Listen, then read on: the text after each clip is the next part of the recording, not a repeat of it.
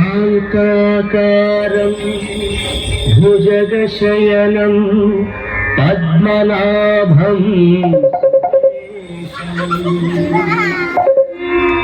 విశ్వాకారం గగన సదృశం మేఘవర్ణం శుభాంగం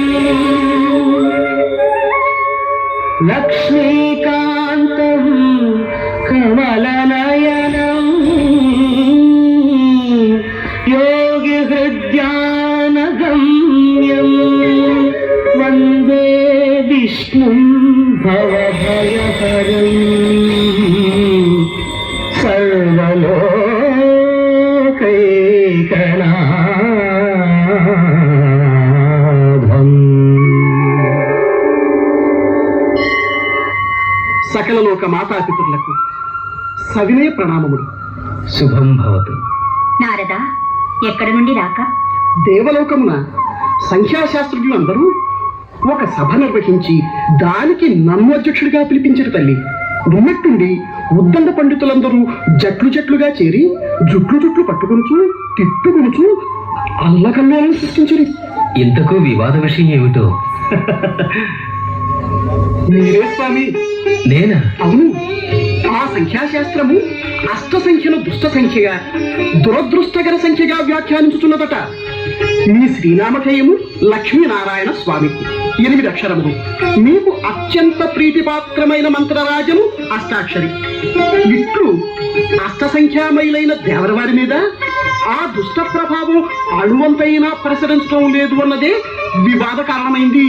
కావున దేవరవారే కరుణించి ఆ రహస్యమును బట్టబయలు చేయవలసిందిగా ప్రార్థిస్తున్నాం. ఆ విషయం అడగవలసినది నన్ను కాదు, అష్టైశ్వర్యములకు అధిష్టాన దేవతయగు మీ అమ్మగారిని. అమ్మా, నాదేమున్నది నారద. అష్టైశ్వర్య ప్రదాయినిగా నన్ను అనుగ్రహించి తన హృదయంలోనే నిలుపుకున్నారు ఆ స్వామి. అష్టసంఖ్యా ప్రభావం సోకకుండా అష్టవిధ రూపాలతో ఆ స్వామిని అనవరతం కనిపెట్టుకుని ఉంటాను. అష్టవిధ రూపాల? అవును నారద. అదిగో అటు చూడు. ఆదిలక్ష్మి, గజలక్ష్మి, ధాన్యలక్ష్మి, ధనలక్ష్మి, ధైర్యలక్ష్మి, విద్యాలక్ష్మి, సంతానలక్ష్మి, విజయలక్ష్మి, ఇవే అష్టైశ్వర్యాలను ప్రసాదించే అష్టలక్ష్మి స్వరూపాలు. ఆహా, ధన్యోస్మి. మీ స్వరూప దర్శనంతో మహదానందం కలుగుతున్న తల్లి. ఆ ఆనందము సకలలోక వ్యాప్తం కావాలి నారద. ఈ అష్టలక్ష్మి స్వరూపాలు కేవలం నా సేవకే పరిమితం కాకూడదు.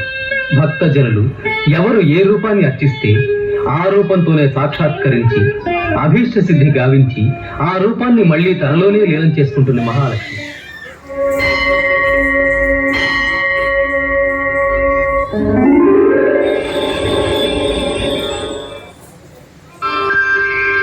లక్ష్మీ క్షీర సముద్రరాజతనయా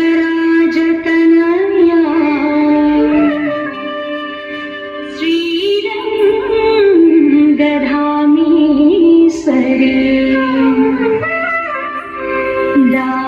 దాసీభూత సమస్త దేవవనితా